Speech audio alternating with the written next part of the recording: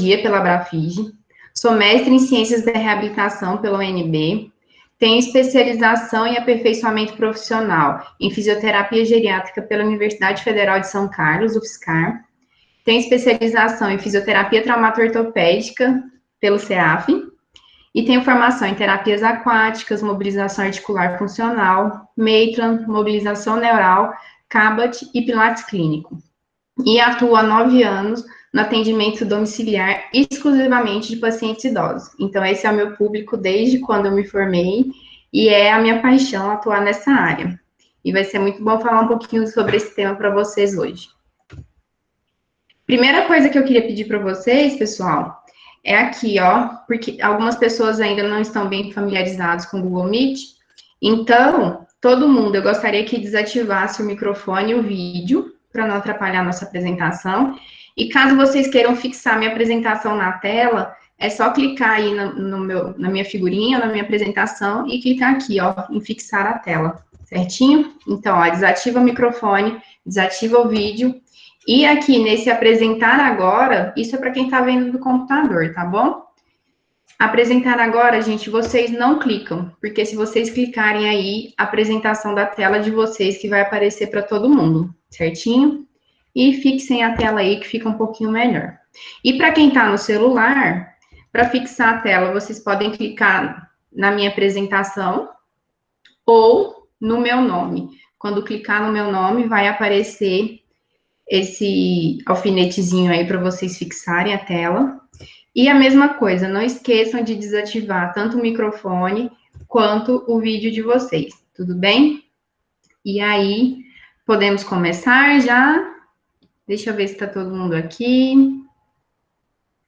Podemos, né? 8h05. Qualquer coisa vocês vão me falando, tá? Se tiver algum problema. Então, gente, a primeira coisa que eu queria falar com vocês era para a gente refletir um pouquinho, na verdade, né? Será que as mesmas competências que são necessárias para o fisioterapeuta tratar um paciente adulto jovem e um paciente idoso são as mesmas?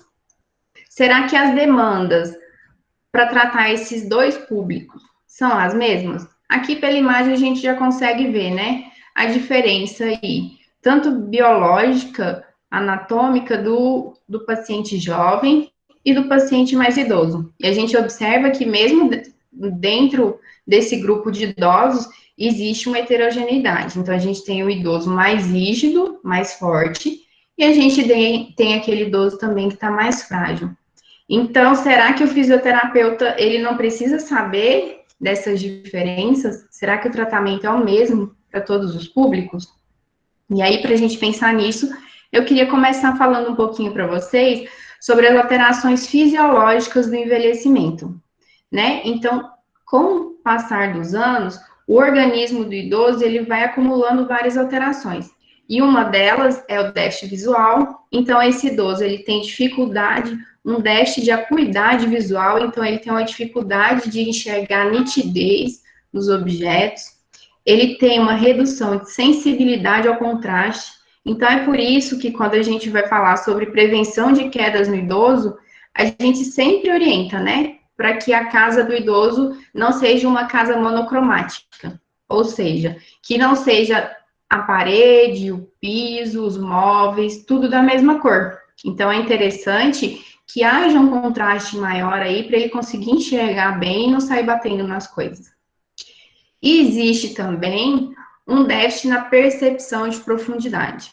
E às vezes por isso esse idoso cai, porque na hora que ele vai dar um passo, na hora que ele vai ultrapassar um obstáculo, ele tem esse déficit de percepção de profundidade e isso faz com que ele calcule errado ali o passo e venha a cair. O idoso tem também uma diminuição da propriocepção, então ele tem uma dificuldade em perceber esse posicionamento das articulações, essa sensibilidade, né? E tem uma redução também da sensibilidade cutânea protetora da planta dos pés, o que também vai predispor a quedas. E aí o idoso que tem diabetes tem esse déficit aqui ainda mais pronunciado, né? Falando no sistema cardiovascular, eles têm enrijecimento da parede arterial e uma redução da sensibilidade dos barorreceptores. Então, essas alterações aqui, elas vão fazer com que a pressão arterial do idoso, ela seja mais alterada. Então, você imagina, né, que o sangue tem que passar ali numa artéria que está mais enrijecida, que não tem elasticidade, e ainda por cima, os receptores que avisam sobre essa pressão alta, eles estão com alteração, então ele costuma ter uma pressão arterial um pouquinho mais elevada por essas alterações. Tem também rigidez da caixa torácica, perda de retração elástica do pulmão, diminuição da força dos músculos respiratórios, e aí tudo isso aqui vai fazer com que o idoso tenha uma menor capacidade vital e uma menor capacidade respiratória. Então, o que a gente vai ver no idoso, gente? Aquela respiração curtinha, né? Às vezes, a inspiração dele, a gente fala, respira profundo, mas ele não tem capacidade, ele não consegue. Então, a gente tem que trabalhar isso também. O idoso apresenta diminuição da flexibilidade muscular e articular e diminuição da área de secção transversa e do número de fibras musculares. Ou seja, eu tenho um número reduzido de fibras, eu tenho menos fibras, e as fibras que tem, elas são, podemos dizer assim, mais finas também, né? Isso acontece principalmente nas fibras do tipo 2, que são fibras anaeróbias de contração rápida. Isso aqui vai fazer com que o idoso tenha um déficit de força e potência muito importante. E, principalmente nas fibras do tipo 2, o déficit vai ser maior de potência. Além disso, ele tem também perda de unidades motoras, pessoal. Então, ele tem poucas fibras, as fibras estão mais finas e ainda por cima elas demoram a ser ativadas. Então, vai ocasionar uma contração não muito eficiente e às vezes mais lenta. Isso vai predispor à queda também, né? Porque diante de um obstáculo, se ele tem que ter uma resposta rápida para não cair e ele tem um déficit de ativação que faz com que ele tenha uma resposta mais lenta, ele vai acabar caindo. O idoso tem também uma perda de massa óssea devido a um desequilíbrio no processo de modelagem e remodelagem óssea e tem diminuição de condrócitos, água e proteoglicanas, né? Isso vai fazer com que as cartilagens das articulações elas sejam mais finas e tenham rachaduras e fendas. E aí predispondo a osteoartrose, né? Que a gente sabe que é uma velha conhecida nossa aí. E aqui, ó, só por curiosidade, para vocês verem, esse é um osso saudável jovem e esse é o osso do idoso. Então, olha só como as trabéculas ósseas são muito maiores, né? No idoso, como a densidade óssea ela é muito menor. E aqui é o músculo de uma pessoa jovem, né, entre 19 e 25 anos, e esse é o músculo de um idoso. Então, olha aqui como existe mais tecido conjuntivo e menos fibras musculares. E aqui a gente tem tecido adiposo, ó, entre essas fibras musculares. Então, tem muito menos músculo do que no jovem, certo? E aí, gente, vendo tudo isso aqui, eu acho que vocês conseguem perceber que às vezes não vai dar para a gente dar o mesmo tratamento que dá para um adulto jovem, fazer com o idoso, né? O idoso tem algumas particularidades que são dele, devido ao próprio processo de envelhecimento. Se a gente pensar que esse idoso é um idoso saudável, que não tem nenhuma doença, devido ao próprio processo de envelhecimento, já vão ter alterações que a gente vai ter que ter um cuidado maior, certo? E aí, ainda por cima, o idoso tem multimorbidades. O que significa isso, né? Que ele tem várias doenças, vários problemas ali manifestando ao mesmo tempo.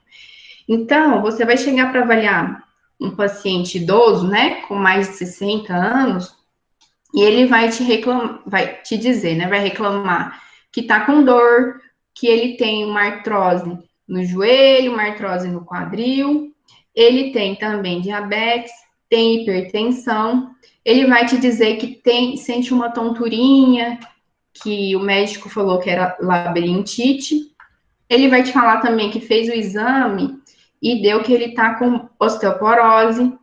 Ele tem uma dificuldadezinha para enxergar. E aí, na hora que você for conversando mais com ele, com a família, às vezes você vai perceber que esse mesmo idoso, ele tem também depressão, ele toma 10, 12, 15 medicamentos, né? Então, é o idoso que está sofrendo com a polifarmácia.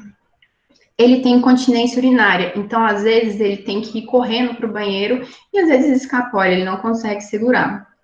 E conversando com ele, você pode perceber que ele está apresentando também um déficit cognitivo ali na hora que aplicar os testes, e ele vai te contar que já caiu uma vez, duas vezes esse ano. E uma delas foi quando ele estava indo lá do quarto dele para o banheiro, que deu aquela vontade repentina de fazer xixi, e ele foi correr e não conseguiu chegar a tempo. Então, gente, esse é o quadro do idoso. Ele tem tudo ao mesmo tempo, né? Então, isso significa que você vai ter que saber de tudo isso aqui. Vai ter que avaliar tudo isso aqui no idoso.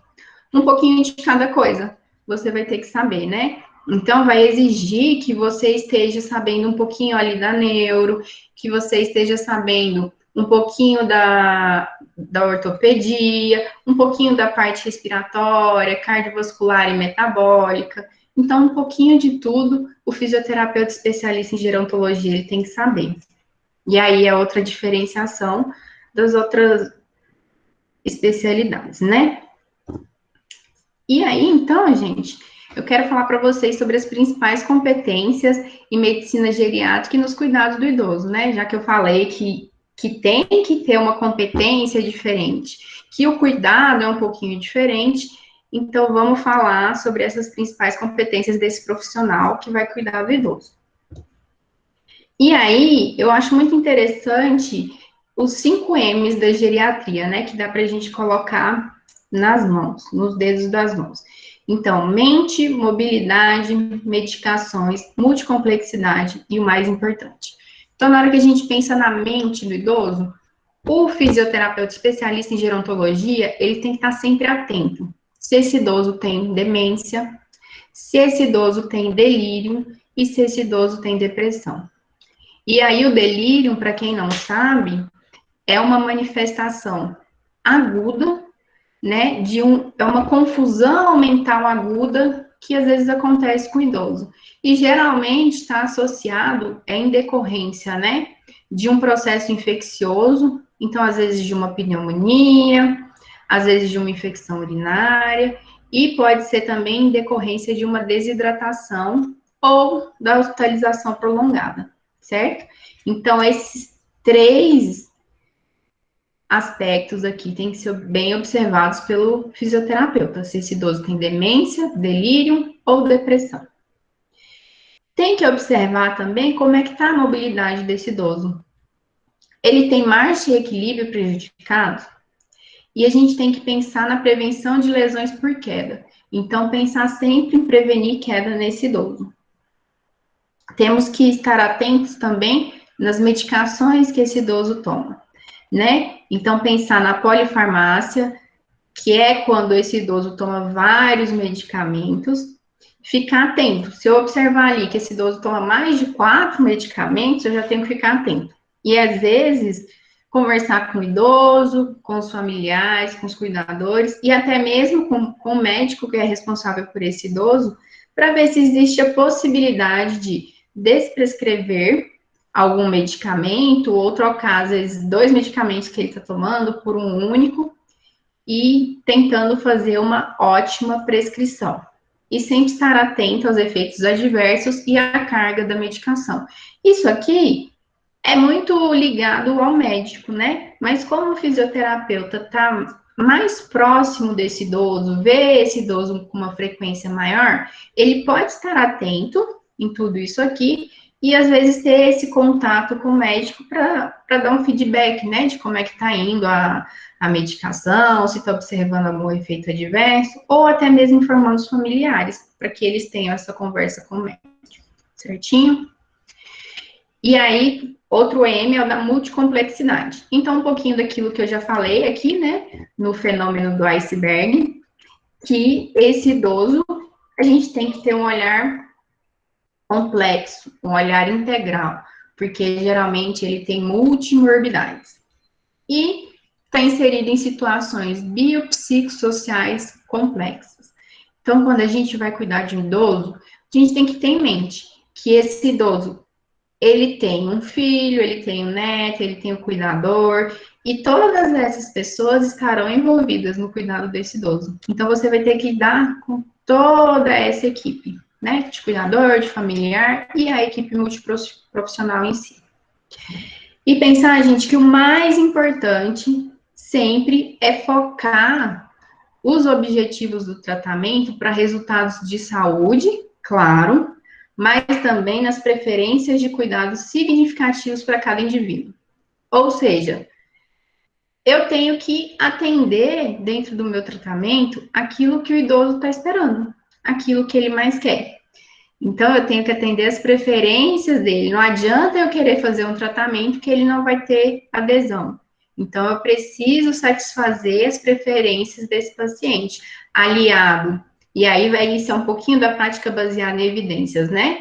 Então, a gente tem que aliar o que a ciência traz para a gente, tem que aliar a expertise clínica do profissional e tem que aliar a preferência desse paciente. Então, isso é o mais importante de tudo.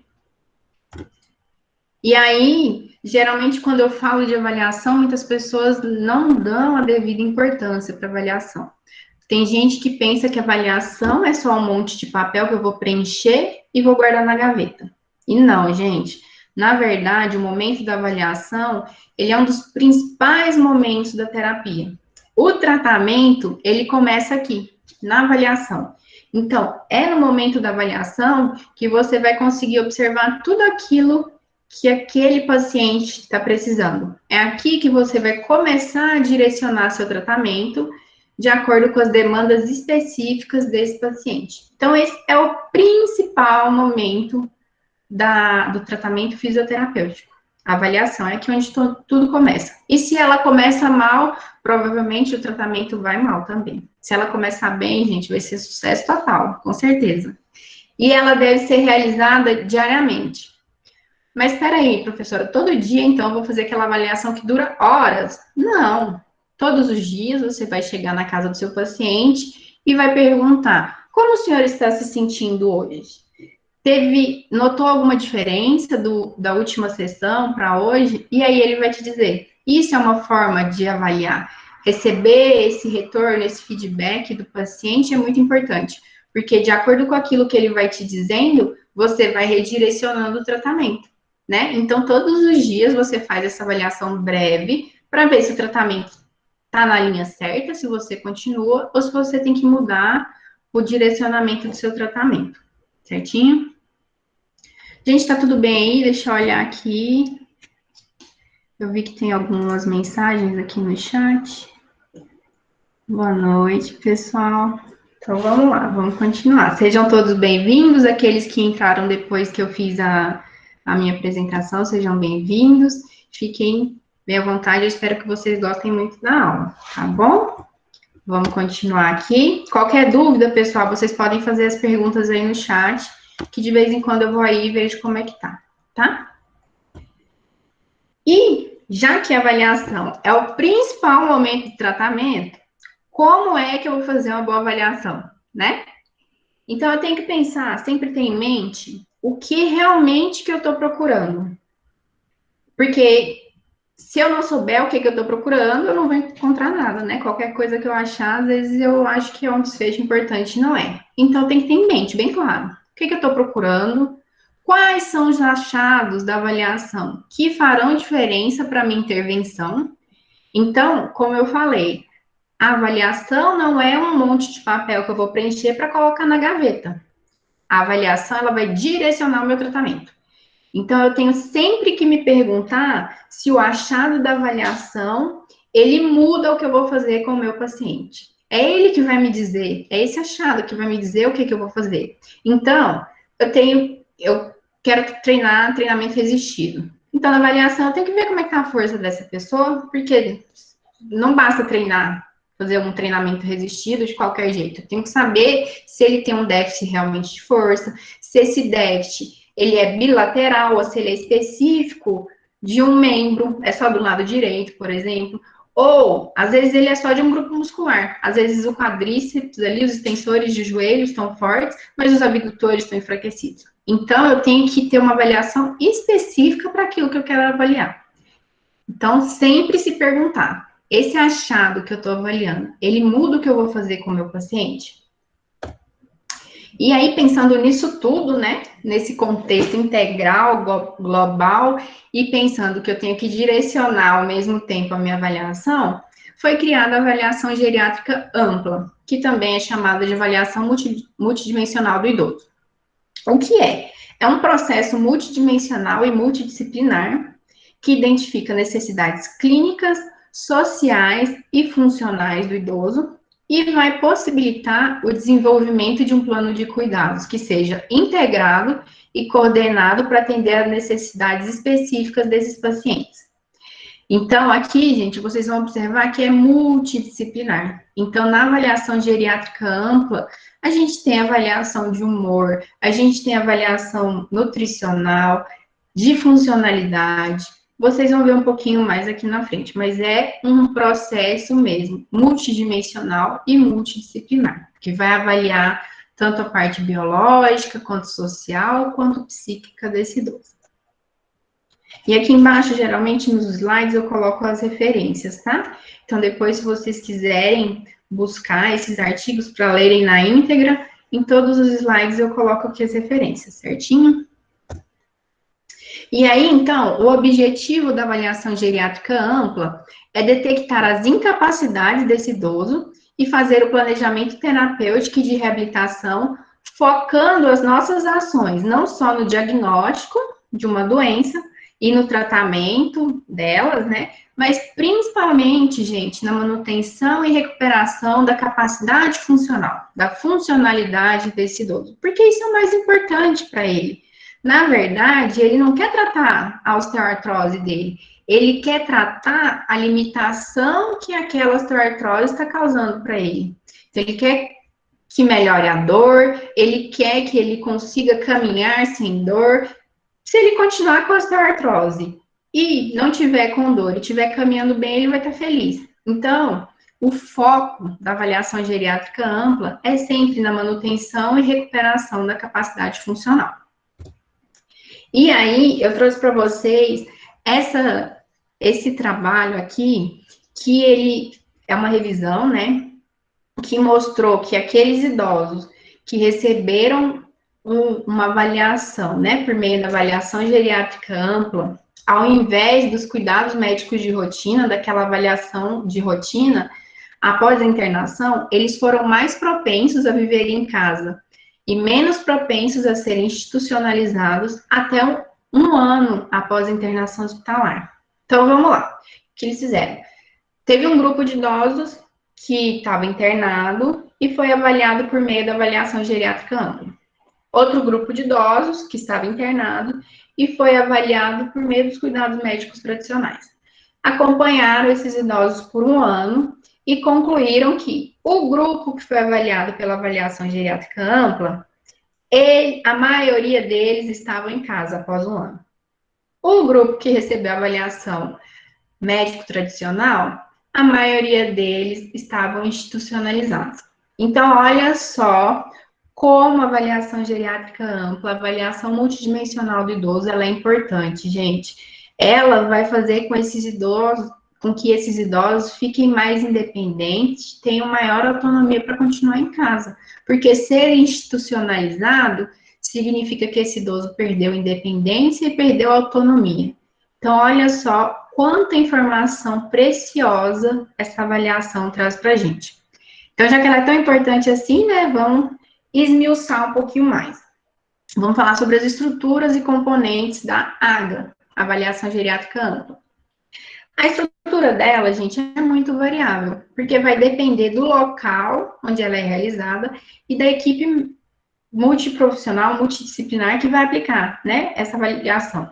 Então, por exemplo, se eu estou avaliando o idoso no ambiente hospitalar e eu estou avaliando o idoso no ambiente domiciliar, com certeza o que eu vou aplicar de instrumento, as perguntas, às vezes que eu vou ter que fazer, os exames, às vezes que terão que ser pedidos e mesmo os profissionais envolvidos nessa avaliação são diferentes. Então, ela tem uma estrutura muito variável.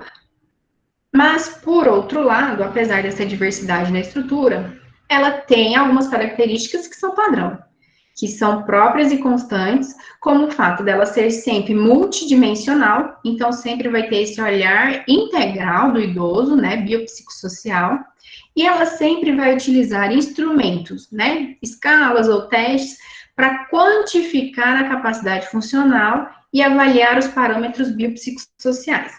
Então, ela sempre vai dar uma quantificação. O quanto que esse idoso está independente, o quanto que ele está com dificuldade na marcha, o quanto que ele tem de fraqueza de membro inferior. E ela vai nos permitir avaliar tantos parâmetros biopsicossociais, que é o que a gente vem falando ultimamente, né? Muito aí dessa questão de avaliar, dessa avaliação biopsicossocial que é tão importante. Então, é uma avaliação muito completa e muito importante. E aqui, um pouquinho do que ela avalia. Ela vai avaliar as informações pessoais do paciente, né? Então, é importante a gente perguntar sobre escolaridade, porque tem alguns testes, inclusive, que os pontos de corte levam em conta a escolaridade do paciente. É importante perguntar a situação conjugal, ocupação dessa pessoa, né? Se ela é aposentada, se ela não é, o que ela fazia antes de aposentar, o tipo de residência, se mora em uma casa térrea, se mora em apartamento, se mora em um sobrado, até mesmo para a gente pensar nas adequações ambientais que tem que fazer nessa casa, né? Pensando em prevenir quedas.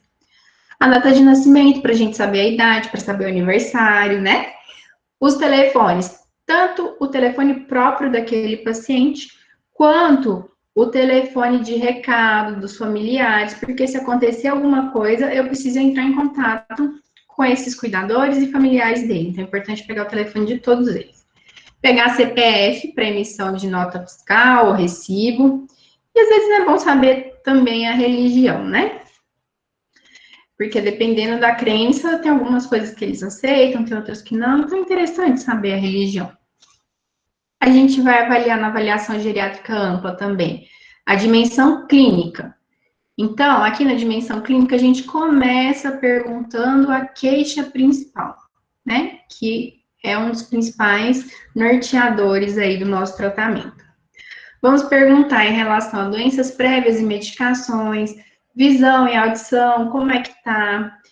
Tá continente ou tá com alguma incontinência? O sono tá bom ou não tá? Usa prótese e órtese? Fuma cigarro, bebe bebida alcoólica, pratica atividade física, teve queda no último ano ou nos últimos 6 meses, caiu? Quantas vezes caiu? Isso é importantíssimo a gente perguntar. E participação em atividades sociais e de lazer. É importante a gente saber a participação social desse paciente. E aí, por último, a gente avalia a dimensão funcional. E aqui, gente, tem muitas escalas, né? Para avaliar desempenho funcional, para avaliar cognição, humor, estado nutricional, as condições ambientais e o suporte social de cuidador e familiares. Então, tem escala para avaliar até isso, esse suporte social que esse idoso tem, as condições ambientais, tem escala para tudo isso aqui, tá? E a gente vai falar um pouquinho. Então, as informações pessoais, né, que eu comecei falando. Pode usar uma fichinha assim, ó, bem, às vezes de marcar X, que é mais tranquilo, né? Então, para perguntar a escolaridade, a situação conjugal, ocupação, como eu já falei, renda. Às vezes é interessante, mas não acho que seja essencial, não. Local de residência, se ele mora sozinho, se mora com filhos, se tem cuidadores, isso aqui é muito importante a gente saber, né? Se tem uma empregada doméstica, às vezes, que vai poder dar um suporte para a gente, até mesmo de informações, né? E se participa de atividades sociais, sim ou não.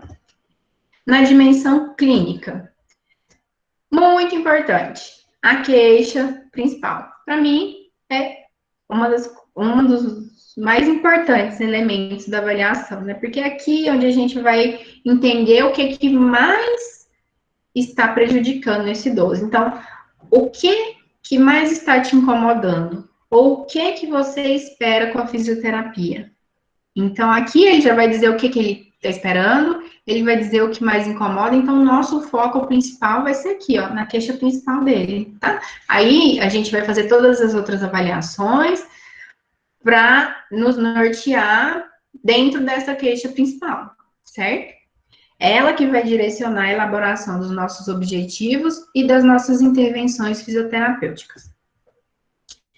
Aqui, depois da queixa principal, a gente vai perguntar, por exemplo, sobre a visão, para eu saber como é que eu tenho que lidar com esse paciente, né? Sobre a visão e a audição. Então, se ele me fala que ele não enxerga bem, eu sei que sempre eu vou ter que colocar coisas com muito contraste, às vezes, na hora que eu for pedir para ele executar algumas tarefas de caminhada, de obstáculos, eu tenho que pôr muito contraste, tenho que pôr coisas grandes. Se ele não escuta bem, eu sei que eu tenho que falar sempre de frente para ele, com a fala mais articulada, mais pausada. E agora, né, com essa pandemia, a gente vai saber que tem que falar mais perto ali do ouvido, tentar não ficar muito perto, porque existe esse risco de contágio, mas falar mais alto, mais articulado, e como ele não consegue ver você falando, às vezes falar mais perto do ouvido. E é importante, a audição é mais afetada do lado direito ou do lado esquerdo? Porque sempre que eu tiver que falar alguma coisa, eu vou tentar falar mais daquele lado que ele escuta melhor, certo? Se é continente ou incontinente, tanto urinário quanto fecal. Se o sono tá normal, se ele tem algum distúrbio do sono, isso aqui vai afetar muito na terapia, né? Então, às vezes, o idoso que não dorme bem, ele fica mais ansioso, fica mais depressivo, mais agitado. Então, isso é importante te perguntar. E perguntar se tem doenças cardiovasculares, doenças osteoarticulares. E quando a gente pergunta de doença, gente, muitas vezes eles esquecem de falar pra gente realmente todas. Então é bom citar, né? Então você tem arritmia, você tem hipertensão, o colesterol como é que tá, tem osteoporose, tem osteoartrose, hérnia de disco, e aí ele vai lembrando de te falar. Então é legal citar algumas coisas, né? Se usa órtese, prótese, a situação das vacinas, como é que tá? E aí você vai perguntar, e de repente, aqui você vai identificar que você precisa encaminhar esse idoso para o médico, né? Para o médico ver essa questão das vacinas que às vezes ele não tomou e que seja interessante ele tomar. Então, vacinas que são muito importantes para o idoso: influenza, pneumococo, tétano, hepatite B, febre amarela e herpes zoster. Então, tudo isso aqui, se vocês perceberem que ele não tomou, é interessante encaminhar para o médico e para esse idoso conversar com o médico e ver realmente, né, se não é interessante tomar. A polifarmácia, né? Então, se ele está tomando muitos medicamentos, sim ou não. Se ele é fumante, não fumante, ex-fumante. Se ele bebe, faz o uso seguro do álcool, não. E se faz atividade física. E aí é que a gente pode perguntar qual a preferência, se ele faz atividade física, o que, que ele prefere fazer de atividade física. Porque também já vai direcionar. Ou ele não faz atividade física agora, mas fazia antigamente. O que que ele fazia? O que que ele gostava de fazer? Porque a gente vai tentar aliar isso dentro da terapia, certinho? Esse é o inventário de doenças prévias e medicamentos. Então, sempre vamos perguntar, né? Como eu já falei, quais as doenças que ele tem, quais os medicamentos que está tomando, como é que ele toma esse medicamento? É de manhã, é à tarde, à noite? Tem quanto tempo que ele está usando, ou por quanto tempo que ele vai utilizar, e qual médico que prescreveu. Isso aqui vai te orientar muito. Inclusive, lá na frente eu vou falar um pouquinho para vocês sobre isso. Mas aqui, ó, já te falo os médicos que acompanham aquele paciente, que às vezes ele vai esquecer de te falar, mas na hora que ele te fala o nome do medicamento, ele lembra de falar qual foi o médico que prescreveu. Então, é bem bacana essa tabelinha aqui. E aí, como eu falei, né, que é muito importante essa tabela dos medicamentos, por quê? Porque existem medicamentos que podem trazer efeitos colaterais muito significativos para o idoso. Então, tem medicamentos que estão associados ao maior risco de quedas. Então, por exemplo, furosemida e bumetanida são medicamentos diuréticos, né? Eles são medicamentos, aliás, todos esses que estão aqui, esse tanto de nome aqui, inclusive o omeprazol, eles são medicamentos que estão associados ao maior risco de quedas. Então, se você olhou lá, naquela tabelinha anterior, que o idoso toma omeprazol, e ele está reclamando para você que ele está caindo muito, que está sentindo muita tontura, então você pode observar, às vezes conversar com o idoso, né, que esse é um medicamento que pode levar a um risco elevado de quedas e ver com o médico, né? Ou você vê com o médico, ou fala para o idoso ou para o familiar, para eles conversarem, para ver se não existe a possibilidade de trocar aquele medicamento por algum outro que não vá estar associado a esse maior risco de quedas. Certinho? Deixa eu ver se tem alguma dúvida aqui. Não. Pessoal de Franca. É mesmo, pessoal, vai dizendo para mim aqui de onde vocês são, tá? Que aí depois eu vou olhando. E aí, a gente tem que investigar também o histórico de quedas desse paciente. Então, será que ele caiu nos últimos 12 meses, né? E aí, não só essa pergunta. Quantas quedas foram? Quais foram os motivos da queda? O local? Esse idoso precisou de ajuda para se levantar? Sim ou não? Porque às vezes eu vou ter que treinar, inclusive, essa tarefa, né? De quando ele cair, ele conseguir se levantar sozinho. Tem alguns artigos que estão trazendo isso para a gente, que é interessante a gente treinar isso, ensinar o idoso a se levantar de uma queda, para que não aconteça, às vezes, dele cair sozinho, não conseguir levantar e ficar por horas ali deitado no chão, sem ter ninguém para socorrer e eles impossibilitar de fazer qualquer coisa. Então, às vezes, é importante treinar esse levantar depois de uma queda, né? Importante a gente verificar se durante a queda ele apresentou alguma lesão e se a queda foi muito recente. Será que eu preciso falar para esse idoso ir ao médico para verificar se teve alguma coisa mais grave que aconteceu? Quando eu observo o local, se ele me fala que está caindo sempre no banheiro, vale a pena ir lá ver como é que está esse banheiro, se tem que fazer alguma adaptação. Por que que ele está caindo? Por exemplo, eu tive um paciente que ele estava caindo muito. E aí eu fui investigar, né? Eu falei, mas como é que o senhor está caindo? Me conta dessa queda do senhor, né? Ele falou, não, eu escorrego. Eu falei, mas por que o senhor está escorregando? O chinelo tá ruim? Como é que é? Não, minha filha, é porque eu sinto frio e uso meia. E aí ele usa meia com chinelo, gente. E aí ele sempre escorrega. Aí orientação, né? Orientação simples às vezes. Então evita usar meia com chinelo, usa um sapato fechado, que vai dar mais estabilidade, mais equilíbrio, né? E perguntar também se ele apresenta quase quedas. Então, o que é essa quase queda, né? É algo muito subjetivo, assim, mas que é interessante a gente perguntar. A quase queda, um jeito fácil de perguntar para ele às vezes, quando o senhor está caminhando, o senhor sente um desequilíbrio, mas consegue retomar o equilíbrio sem chegar a cair? Isso é a quase queda. Se ele disser que sim, então ele apresenta quase quedas. E por que isso é importante? Porque eu vou saber que, às vezes, na minha conduta, eu vou ter que fazer esse tipo de intervenção, né? Então, às vezes, fazer um treinamento de marcha com obstáculos ou com dupla tarefa. Então, é importante perguntar isso aqui também. No exame físico, eu vou avaliar a pressão arterial, frequência cardíaca, peso, altura, e aí vou calcular o IMC, para saber como é que está o status nutricional, se ele está com baixo peso ou se está com sobrepeso, se eu tenho que encaminhar, de repente, para um nutricionista ou para um geriatra, para verificar a questão de suplementação, ou então de uma dieta. E, quando eu falo em pressão arterial, pessoal, sempre me perguntam a questão dos limites da pressão, né? E a gente vai perceber que tem, às vezes, pessoas, lembra que eu falei para vocês que nas alterações fisiológicas do envelhecimento, algumas delas vão levar ao aumento da pressão arterial. E aí as pessoas entendem que isso é normal. Então, né? Porque decorrente das alterações do envelhecimento, a pressão arterial vai se elevar. Então, é normal. Mas não, é normal, realmente vai acontecer dela se elevar, mas isso não significa que eu não posso corrigi-la, para que ela volte para esses valores aqui.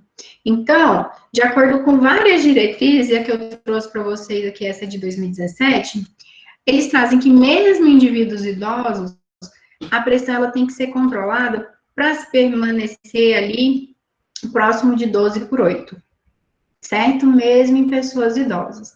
E aí, valores de pressão arterial a partir de 130/80 já é um estágio 1 de hipertensão. E acima de 14/9 já é uma hipertensão estágio 2.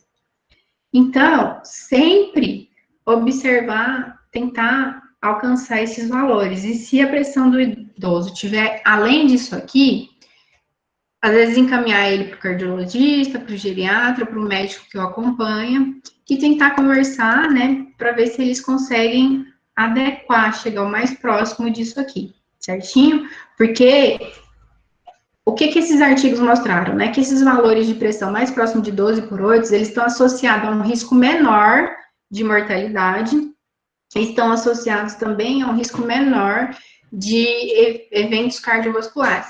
Então, o menor risco de AVC, o menor risco de infarto. Então, é muito importante tentar alcançar essa meta aqui de pressão arterial. Importante avaliar a dor também, né? Porque a maioria dos idosos sentem dor. Então, perguntar se ele sente dor, sim ou não, a duração da dor dele, será que essa dor tá há meses, é uma dor aguda, é uma dor crônica? E quais são os fatores precipitantes e associados à dor? Ela dói ao repouso, nas transferências, só quando ele faz atividade vigorosa, quando ele fica muito tempo na mesma postura, dói mais de manhã, dói mais ao final do dia, ou tem algum outro fator que está relacionado com essa dor. Por exemplo, às vezes quando um paciente com demência, é muito comum ele sentir dor quando ele está mais agitado, quando ele está mais confuso. Então, é importante observar isso aqui também, tá bom? E é bom também pedir para eles preencherem o diagrama corporal, porque quando eles falam para você os lugares que doem, às vezes eles esquecem de falar todos. E aí, quando você dá esse diagrama corporal aqui, aí ele começa a preencher vários lugares que ele não tinha falado, né? Então, dói aqui meu ombro direito, o esquerdo também dói um pouquinho, dói o joelho, aqui no meu pescoço também dói.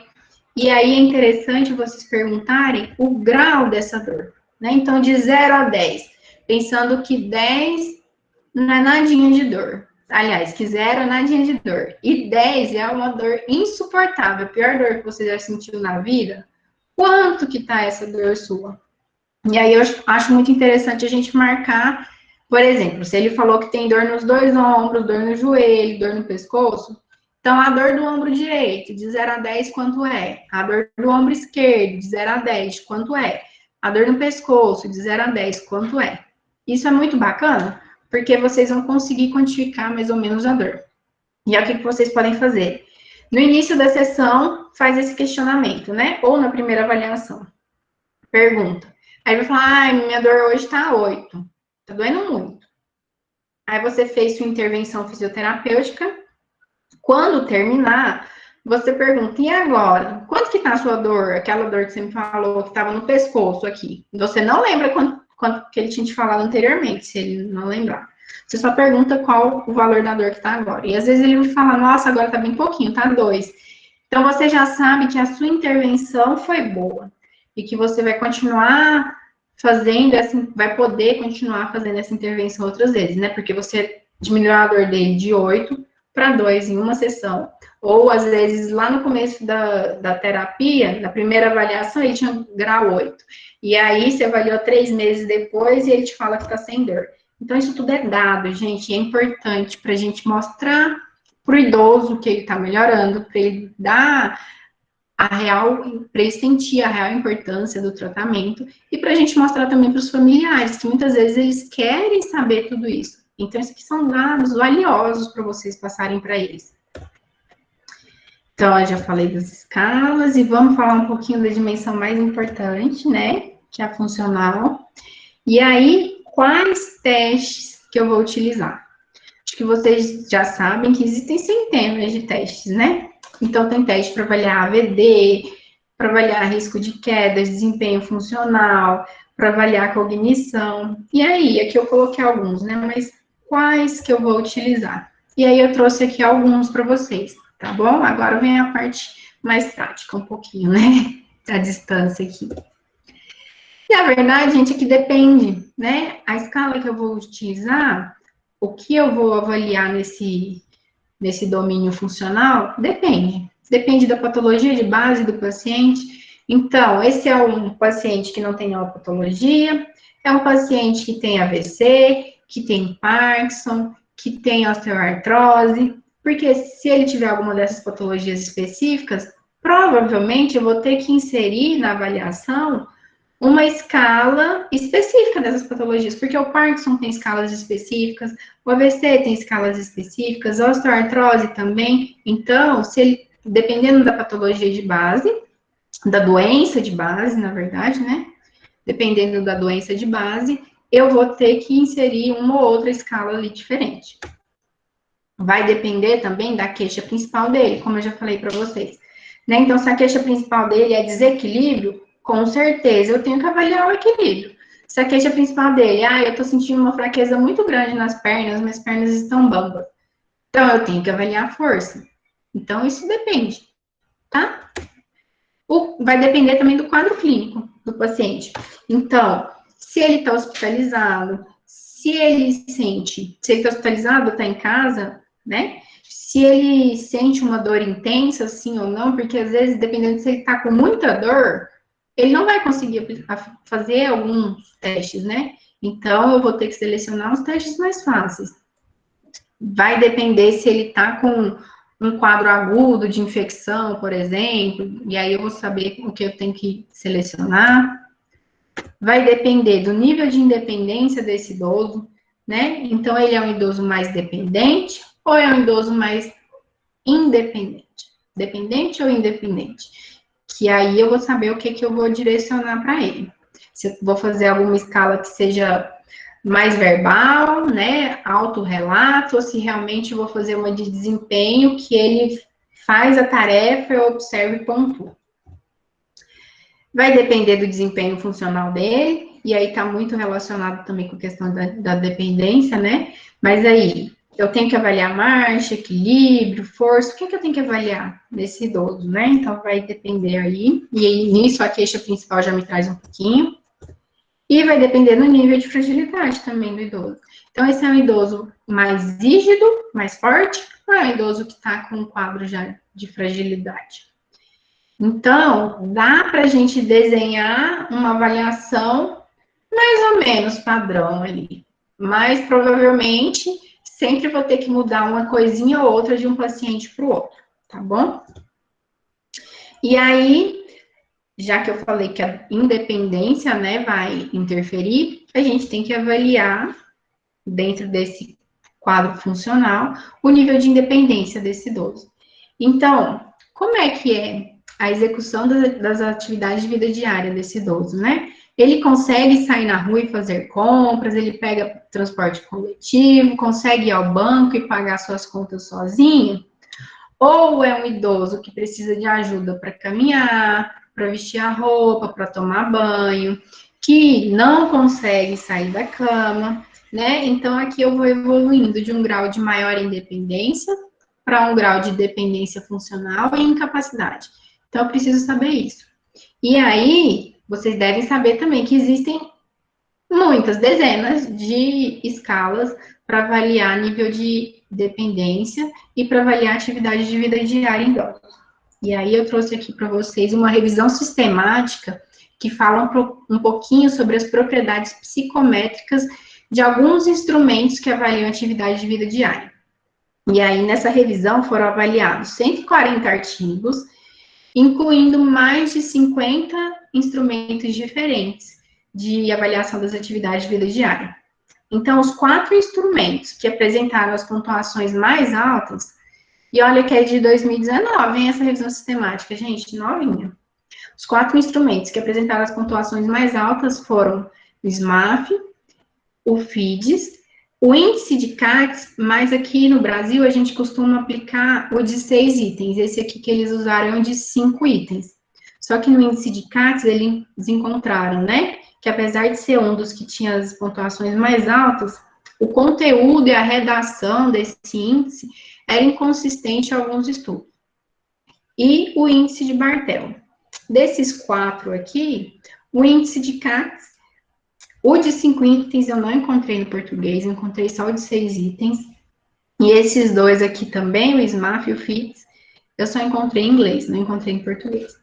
Então, eu trouxe aqui para mostrar para vocês o índice de Bartel, que é o que eu uso mais na minha prática clínica e é o que eu vejo que os pesquisadores usam mais nos artigos científicos também. Então, para quem não conhece, esse é o índice de Bartel, que avalia a atividade de vida diária. É uma escala rápida e confiável que avalia a atividade de vida diária dos idosos, né? No nosso caso aqui. E aí, a pontuação, quando vocês forem aplicar, a pontuação, ela se refere ao que os sujeitos conseguem fazer no momento atual e não o que eles conseguiam fazer algum tempo atrás. E o principal objetivo dessa escala é a gente saber o grau de independência do idoso a qualquer tipo de ajuda, em relação a qualquer tipo de ajuda, seja física ou verbal. Então, eu tenho que marcar lá se ele precisa de ajuda, tanto ou física ou verbal, para fazer as tarefas. E é permitido, no caso desse idoso estar impossibilitado de responder, é permitido que algum familiar ou cuidador responda pelo paciente, tá bom?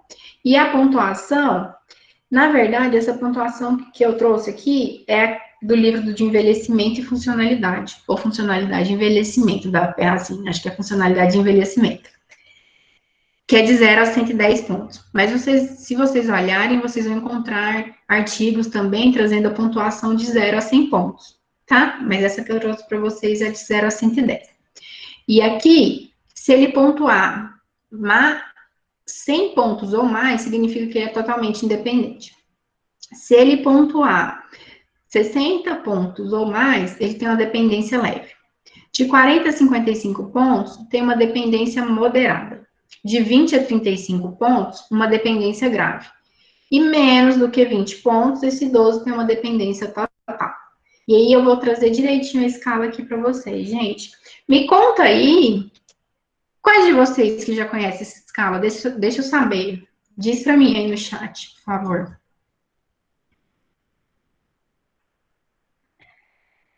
Pessoal, eu acabei de ver que vocês estão perguntando se a aula está sendo gravada, né? Sim, ela está sendo gravada e vai ser disponibilizada para vocês. Estou vendo aqui que a gente tem gente de Franca, Brasília, Minas, João Pinheiro, Lusiânia. Que bom, gente. Sejam todos bem-vindos. Esses valores de pressão arterial aqui que eu trouxe, eu imagino que seja isso, né, Cláudia? O que você perguntou, esses valores, eles são, como eu falei, para todas as populações. Mas, porque assim, em todos os artigos e diretrizes que eu olho, e eu vivo procurando isso, porque eu sempre me deparo com essa questão do valor da pressão arterial. Então, eu sempre busco. E sempre que eu procuro, o que todos os artigos trazem é que a meta, mesmo para o idoso, é essa de 12/8, tá? Então, não tem uma pressão diferente para o idoso. O idoso, a meta dele também é essa de 12/8, daquela referência que eu trouxe lá para vocês, certinho? Laís conhece o índice de Bartel? Mais alguém, gente? Conhece? Eu vou prosseguir aqui então, tá? Então, aqui, o índice de Bartel, ele vai avaliar a alimentação. Então, às vezes, se esse idoso, a gente vai considerar que ele é independente, se ele é capaz de utilizar qualquer talher para fazer a sua alimentação, né? Então, se ele consegue cortar sozinho o alimento, se ele consegue passar manteiga no pão e consegue levar o alimento à boca, 10 pontos, ele é independente. Se ele precisa de ajuda para cortar, passar manteiga ou algo assim, são 5 pontos. E se ele não consegue realmente se alimentar sem a ajuda de ninguém, 0 pontos. No banho, a gente vai considerar que esse idoso é independente se ele consegue se lavar por completo no chuveiro ou numa banheira e usar a esponja por todo o corpo. Desde que ele entra, no caso da banheira, ele tem que entrar e sair sozinho, e no caso do chuveiro, né, ele tem que fazer tudo sem a ajuda de outra pessoa, sem ajuda física e nem verbal. E aí ele vai pontuar 10 pontos. No vestuário, se ele consegue vestir a roupa, abotoar os botões, fechar o zíper, fazer o laço lá do calçado, 10 pontos, ele é independente. Se ele precisa de alguma ajuda, seja física ou verbal, mas realiza pelo menos metade das tarefas sozinho, num tempo razoável, são 5 pontos. E, fora isso aqui, a gente vai considerar que ele é dependente. Para higiene pessoal, se ele consegue lavar o rosto, as mãos, escovar os dentes e se barbear sozinho, 10 pontos. Se não, ele é dependente. Na questão das dejeções, se ele não tem episódios de incontinência fecal, ou coloca, no caso de ter, né, prisão de ventre, ele coloca enemas supositórios sozinho, por si só, então, 10 pontos. Se, de vez em quando, tem uma escapulidinha, se ele apresenta episódios ocasionais de incontinência ou precisa de ajuda para usar sondas ou outros dispositivos, então, 5 pontos. E, caso não atenda nenhum desses requisitos aqui, 0 pontos, ele é incontinente total. Mesma coisa a micção. Se ele não tem episódios de incontinência ou consegue colocar sondas, outros dispositivos sozinhos, 10 pontos. Se ele tem episódios ocasionais de incontinência, às vezes ali, ao tossir, ao espirrar, ou quando faz força, ele perde um pouquinho de urina, 5 pontos. E se ele não consegue segurar de jeito nenhum, tem que usar a fralda geriátrica, ele é incontinente. Ao usar o vaso sanitário, né? Então, se ele usa o vaso sanitário sem ajuda, consegue levantar e sentar. Sem ajuda, mesmo que ele use ali barra de apoio, andador, se ele conseguir fazer isso sozinho, 10 pontos. Se ele precisa de ajuda ou supervisão para manter o equilíbrio, para limpar ou para vestir a roupa, 5 pontos. E se ele precisa de muita ajuda, não consegue fazer isso sozinho, 0 pontos.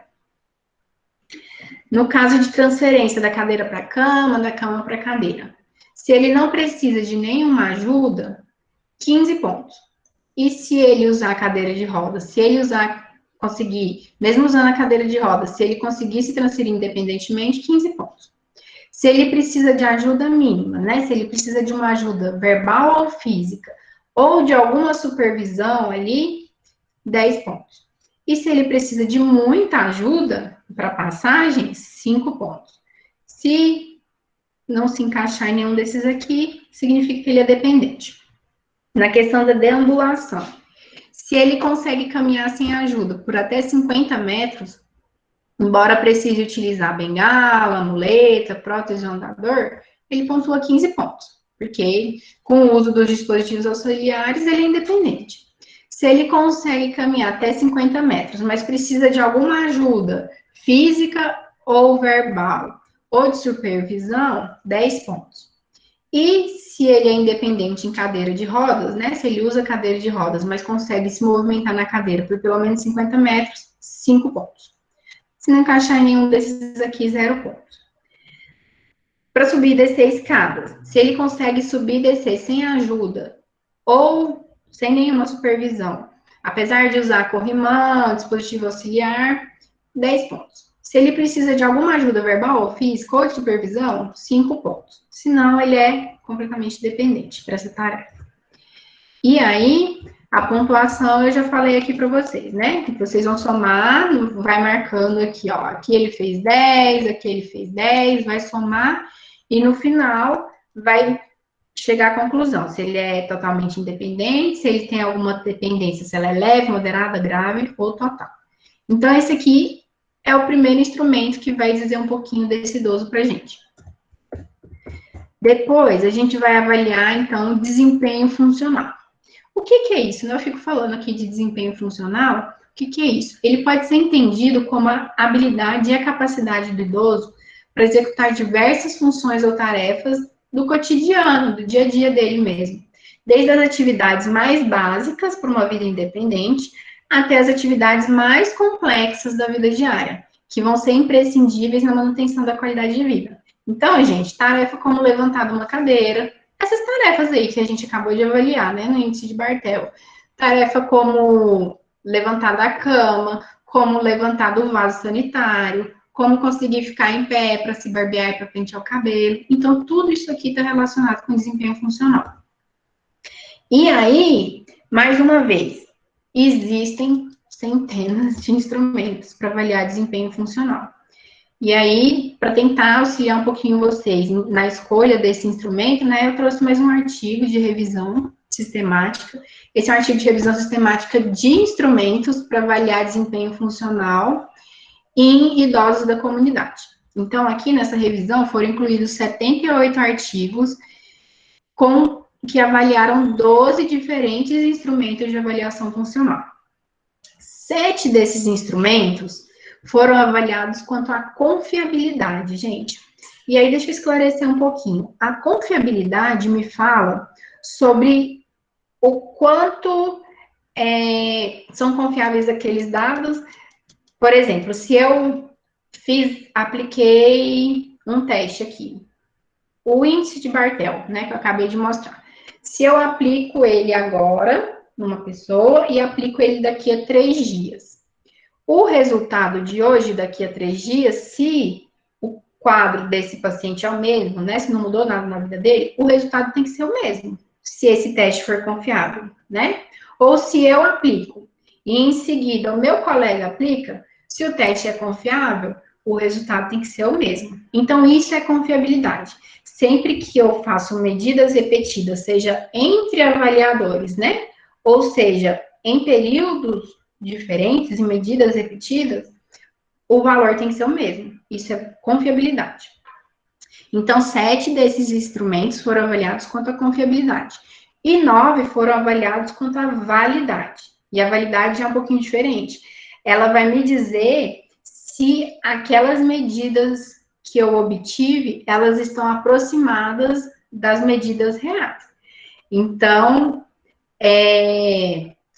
quanto mais próximo que está da realidade, né? Aquela medida. Então, se eu criei uma balança para pesar, e eu sei que a pessoa tem 40 quilos, essa balança, ela é válida se o valor que ela der se aproximar do valor real de 40 quilos daquela pessoa. Isso é a validade, né? Então, as diferenças que aparecem ali de medidas são equivalentes às diferenças existentes na realidade, certinho? E aí, o que esse artigo concluiu, então, é que a SPPB, que é a escala que eu vou mostrar para vocês daqui a pouquinho, ela pode ser altamente recomendada, tanto em termos de validade, então ela realmente, as medidas que ela traz estão próximas da realidade, quanto em termos de confiabilidade, então se eu aplico e outro avaliador aplica, os resultados vão ser os mesmos, e se eu aplico hoje e aplico amanhã, os resultados vão ser os mesmos. Então, ela é confiável e tem uma boa capacidade de resposta. Então, aqui, ó, esse artigo nos ajuda a eleger a SPPB como um bom teste para avaliar desempenho funcional. E aí, eu vou mostrar para vocês. Antes, me conta, quem que conhece a SPPB? Alguém? Algum de vocês? Loiana, Adriane, Andréia, Lilian, Renato? Beatriz não conhece. Eu adoro quando vocês não conhecem, né? Que aí eu trago novidade. Então, eu vou apresentar aqui para vocês.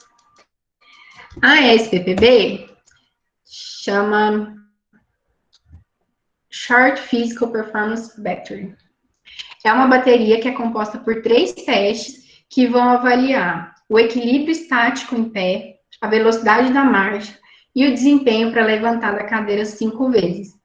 Então, eu gosto muito dela, eu uso ela na minha prática clínica, porque é uma bateria de testes, né? Então, uma conjunção de testes que vai me trazer vários desfechos ali em um único teste. Então, ela vai me falar como é que está o equilíbrio, vai me falar como é que está a marcha e vai me falar como é que está o desempenho desse idoso para levantar da cadeira. Que além de ser funcional, né? Uma tarefa que ele realiza várias vezes ao dia, é uma medida de força dos membros inferiores também, né? O teste de levantar e sentar da cadeira.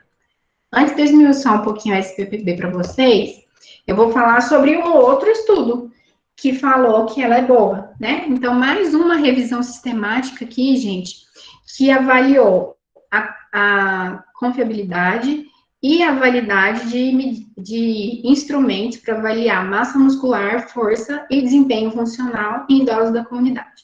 Essa daqui foi publicada no JAMDA em 2013. Então, ela incluiu 62 publicações que avaliaram 16 ferramentas para avaliar a massa muscular, 15 ferramentas para avaliar a força e 31 para avaliar o desempenho físico e desempenho funcional. Então, eles concluíram que várias ferramentas são válidas e confiáveis para avaliar o desempenho funcional em contextos clínicos. Mas para avaliação em ambiente doméstico, ambiente domiciliar, a SPPB e a velocidade de marcha, elas podem ser consideradas as mais válidas, confiáveis e viáveis, porque são de fácil aplicação. Vocês vão ver que a SPPB a gente aplica em qualquer espaço, porque ela requer um espaço ali de no máximo 4, 5 metros, e é muito tranquila e rápida de aplicar. Então, eles concluíram isso. E aí, a velocidade de marcha, vocês vão ver que ela já está inserida dentro da SPPB. Então, gente, dá para usar a SPPB realmente para avaliar o desempenho funcional, tá? Isso aqui eu já falei, é validado, confiável, com boa capacidade de resposta. E aí tem o artigo de adaptação e tradução dela, porque ela é uma bateria que foi feita no inglês, né? No primeiro artigo era em inglês, e ela foi adaptada culturalmente, traduzida pela Nakano, na dissertação de mestrado dela em 2007. E essa é a tal da SPPB, para quem não conhece. Então, esses 3 primeiros testes aqui vão avaliar o equilíbrio estático em pé. Aqui a gente vai avaliar a velocidade de marcha e aqui a gente avalia o desempenho para levantar da cadeira. Então, na avaliação do equilíbrio estático, pessoal, vocês vão pedir para a pessoa, para o idoso, né, ficar em pé, com os 2 pés juntos, da forma que está aqui, postura ereta, os 2 pés juntos, e vai pedir para ele permanecer por 10 segundos nessa posição.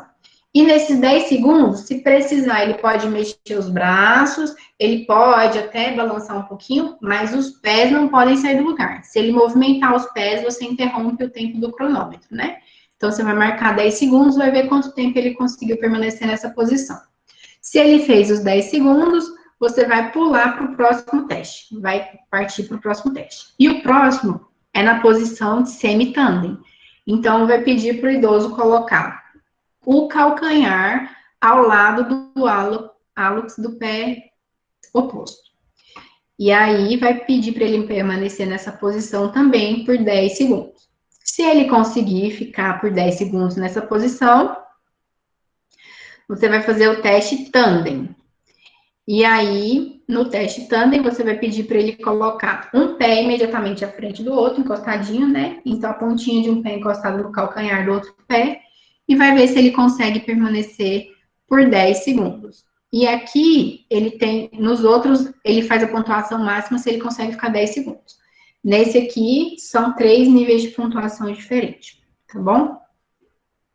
Em seguida, quando terminou o teste de equilíbrio, vocês vão partir para o teste de velocidade de marcha. E no teste de velocidade de marcha, é possível fazer em 3 metros ou 4 metros. E é por isso que eu falei para vocês que precisa de pouco espaço, né? Então, se você fizer de 4 metros aí, no máximo você vai precisar de 5 metros de espaço para ter uma mobilidade um pouquinho maior. Se tiver os 4 apertadinho, às vezes dá, né? Então, vai demarcar no chão 4 metros, vai pedir para esse idoso ficar em pé na linha inicial ali dos 4 metros.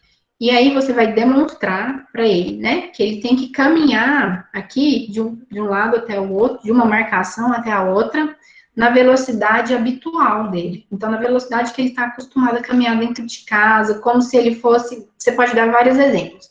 Pode falar na velocidade normal que ele está acostumado a andar em casa, como se ele fosse do quarto para a cozinha, por exemplo. Ou como se ele for mais independente, como se ele estivesse indo à padaria fazer uma compra. Então, deixa claro que é na velocidade normal. Então, quando ele der o primeiro passo, você marca o cronômetro, e quando ele der tirar o primeiro pé da fita, você para o cronômetro. E vai marcar quanto tempo que ele gastou para caminhar esse percurso aqui. E aqui, você marca o tempo.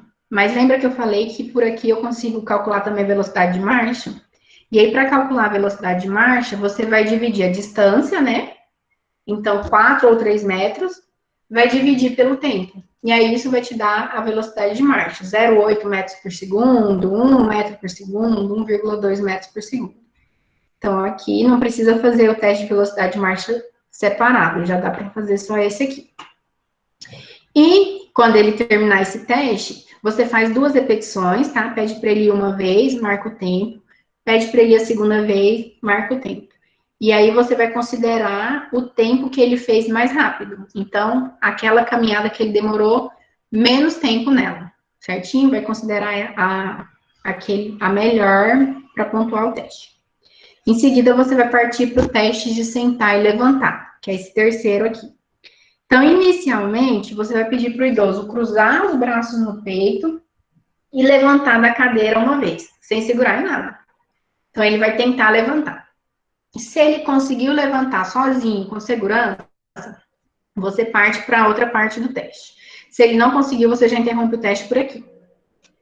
E aí, na outra parte, você vai pedir para ele cruzar os braços no peito e levantar e sentar 5 vezes o mais rápido que ele conseguir. E esse comando é muito importante, porque tem que ser realmente o mais rápido que o idoso conseguir. Ele vai levantar, senta e levanta, senta e levanta, senta e levanta, o mais rápido que conseguir. E é importante que ele sempre, ao sentar e levantar, ele encoste o bumbum na cadeira, certo? Ele não precisa encostar lá no encosto, mas ele tem que realmente encostar o bumbum na cadeira e levantar.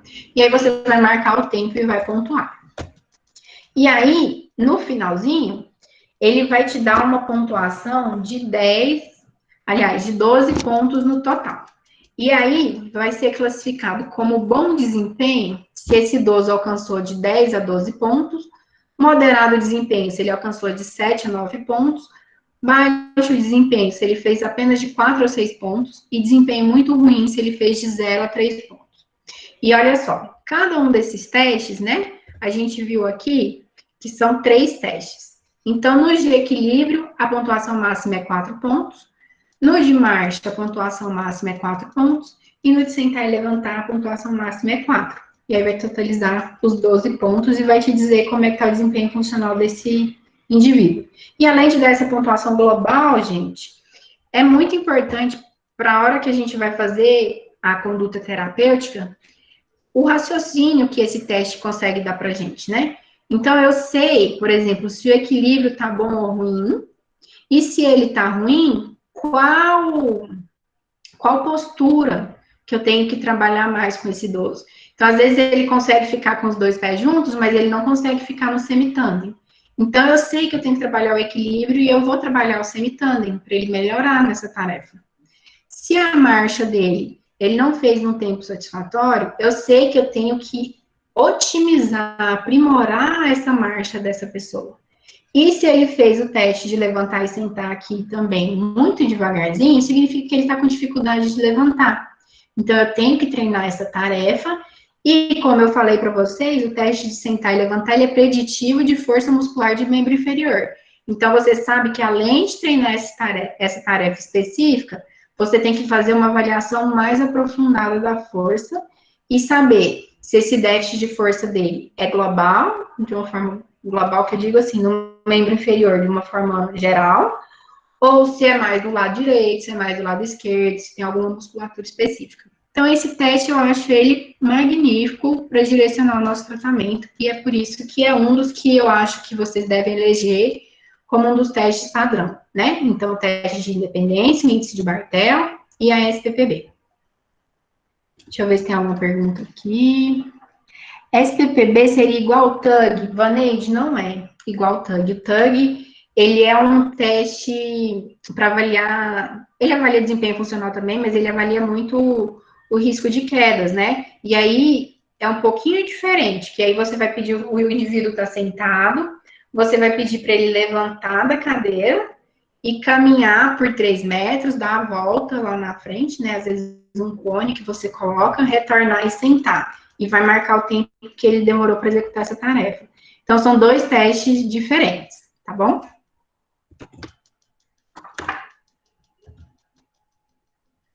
Ah, tá aqui, ó. Eu trouxe ele para vocês. O TUG, ele é mais utilizado, então, gente, para avaliar risco de quedas, tá? Eu trouxe aqui. Essa é mais uma revisão sistemática com meta-análise. E aqui eles avaliaram os instrumentos para avaliar risco de quedas. Tentaram definir qual o melhor instrumento, né? Então, incluíram 33 estudos com 26 instrumentos de avaliação de risco de queda em idosos. Em relação à sensibilidade, primeiro assim, para a gente avaliar a propriedade psicométrica, né, para a gente escolher um bom teste, eu tenho que pensar sempre na validade, aliás, na especificidade e na sensibilidade desse teste. Então, de acordo com os valores de especificidade e sensibilidade, eu vou saber se esse teste ele é bom para avaliar aquele determinado desfecho, que no nosso caso é risco de quedas, ou não. E para ser bom, significa uma sensibilidade maior do que 0,7 e uma especificidade também maior do que 0,7. Então, o ideal é que os dois parâmetros sejam maiores do que 0,7. E aí, o que os pesquisadores encontraram nesse artigo aqui, gente? Que o TUG, em relação à sensibilidade, ele apresentou valores maiores que 0,7. Ou seja, ele tem um bom desempenho para identificar pessoas com alto risco de queda, né? No entanto, a especificidade dele foi muito baixa. E aí, em relação à especificidade, apenas a escala de equilíbrio de Berg teve uma especificidade de 0,9, uma especificidade muito boa, né? Muito maior do que 0,7. Então, a escala de equilíbrio de Berg é a ferramenta mais útil na identificação de idosos com baixo risco de queda. Mas vamos pensar aqui comigo, gente. Para avaliar risco de queda, o que eu quero identificar? Eu quero identificar aquele idoso que tem um alto risco de cair, para prevenir que ele caia, ou eu quero identificar aquele idoso que tem um baixo risco de queda? Se eu for pensar bem, eu tenho que identificar o que tem um elevado risco de queda, né? Para eu direcionar o tratamento para prevenção de quedas e evitar que ele caia o mais rápido possível. Então, no caso de risco de quedas, o mais importante é ter uma boa sensibilidade, certo? Nesse caso, o melhor teste é o TUG, para a gente identificar idosos com alto risco de queda. E aí, o TUG, eu trouxe aqui para vocês, aqui o desenho dele, ele é assim, ó. Você vai pedir para o indivíduo, como eu já expliquei, né? O indivíduo sentado na cadeira, vai pedir para ele levantar da cadeira, ele vai caminhar por 3 metros, que você já demarcou previamente, né? Vai caminhar por 3 metros, vai retornar, aqui você pode colocar um cone, um banquinho, qualquer coisa, para ele só fazer a voltinha, ele retorna e senta de novo na cadeira. E aí, quando ele desencostou do encosto, você começa a cronometrar, e quando ele sentou, encostou no encosto, você para de cronometrar. E aí você vai ver quanto tempo ele demorou para fazer essa tarefa. Mais uma vez, gente, a gente faz 2 repetições e marca e escolhe aquele tempo que ele fez mais rápido. E aí, esse indivíduo, ele tem um elevado risco de quedas se ele fizer essa tarefa aqui num tempo maior ou igual a 12 segundos, tá? Então, o ponto de corte é 12 segundos. Então, SPPB, ela não é uma boa preditora de quedas, infelizmente. Muitos estudos estão sendo feitos, mas ela não é boa para prever queda, mas ela é excelente para avaliar desempenho funcional. O TUG, ele é um pouquinho limitado no desempenho funcional, né? Porque ele me fala só sobre essa tarefa aqui. Não me fala sobre tarefas específicas, mas ele é ótimo para avaliar risco de quedas. Então, cada escala, como eu falei lá no comecinho, cada escala vai me dizer uma coisa diferente. Então, eu tenho que saber o que eu estou procurando, o que eu quero avaliar, para saber qual a melhor escala para aquele desfecho específico. para saber qual escala que eu vou escolher, certinho? E aí, eu tinha muito mais coisa para falar para vocês sobre avaliação, mas 1 hora é muito pouco, gente. Eu já passei aqui, eu peço desculpas, mas é porque eu queria trazer realmente muita coisa para vocês, mas 1 hora não dá tempo de falar tudo, né? Então, é por isso, pessoal, que se vocês gostaram dessa aula, se vocês estão interessados em trabalhar com idosos, que é um público que a gente sabe que vem aumentando muito, devido ao envelhecimento populacional, devido agora a essa questão da pandemia, né? Eles estão muito parados em casa e tem um déficit funcional importante, então muitos idosos estão procurando fisioterapia nesse momento e vão procurar depois da pandemia também. Então, se você deseja trabalhar com esse público e quer ser um profissional diferenciado, aquele profissional que o idoso vai escolher você, não serve outro, tem que ser você, vamos fazer a especialização com a gente aqui, ó, de fisioterapia em gerontologia do CEAF. Ela foi toda desenhada com muito carinho para vocês. O conteúdo, os professores, foi tudo muito escolhido a dedo. E é tudo, gente, embasado nas evidências científicas mais atuais. Isso aqui é uma préviazinha que vocês puderam ver, né? Vocês viram que eu trouxe artigo de 2017, 2019, então tudo muito recente. E a ideia é que a especialização inteira seja assim. E todas as aulas, elas vão envolver, além da parte teórica, vai ter muita prática, vocês vão avaliar paciente. Então, isso é muito valioso para vocês tirarem as dúvidas clínicas mesmo, né? Para aprender a colocar a mão na massa, para sair da aula, assistiu a aula hoje, sair amanhã com as ferramentas próprias para vocês aplicarem e preparados para vocês aplicarem essas ferramentas nos pacientes, nos tratamentos e tudo. Então, se vocês têm interesse em fazer essa especialização, que vai abrir turma em Brasília e em Goiânia, agora em setembro, que vai inaugurar, entre em contato com a nossa consultora, ela é a Flávia Portes, é maravilhosa, fala com ela, fala que vocês querem fazer a especialização, que ela prepara uns pacotes promocionais para vocês, tá bom? Esse é o WhatsApp dela, vocês podem ligar ou falar pelo WhatsApp, e esse é o Instagram, por onde vocês também podem entrar em contato, tá bom? Muito obrigada por todo mundo que assistiu até agora, né? Eu ultrapassei 25 minutos do tempo. Eu agradeço muito a todos vocês que participaram. Eu espero que vocês tenham gostado. E caso alguém queira entrar em contato diretamente comigo também, eu estou à disposição. Se vocês precisarem de qualquer coisa, anota aí meu telefone, é o 62 98417 6812, e o meu Instagram é Cris_Nagata. Então, se vocês precisarem de qualquer coisa, pode entrar em contato comigo que eu tento ajudar, tá bom? Abraço, gente, beijão. Vai me dizendo aqui o que vocês acharam, tá?